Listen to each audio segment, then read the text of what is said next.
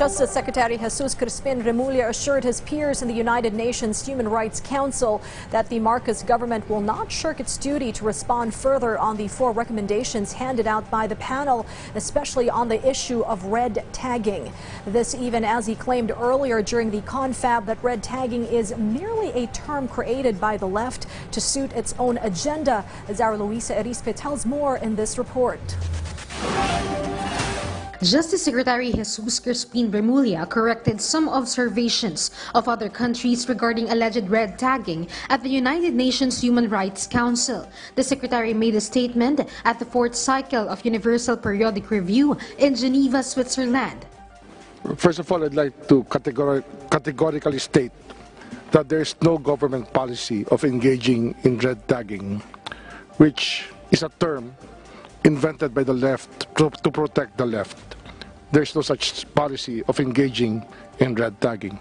As for the issue of extrajudicial killings, Remulla claimed that the cases of the death of some suspects in anti-drug operations during the previous administration are now being discussed in the Philippines. Concern was made by many nation states here about extrajudicial killings, and we intend to address this in many ways.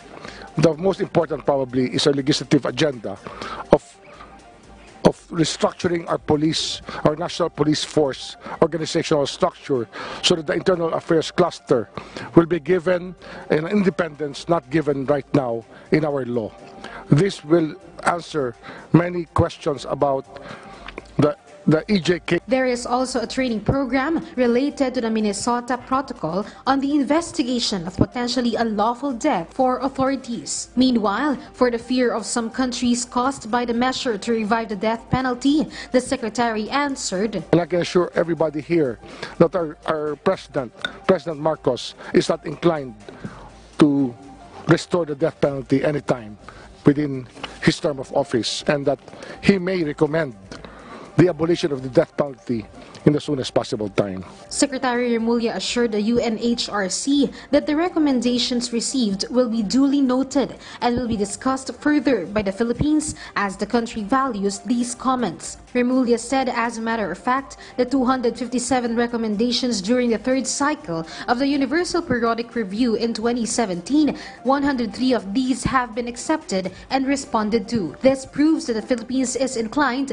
with the values promoted by the UNHRC, which aims to protect human rights. Luisa Erispe for The Nation.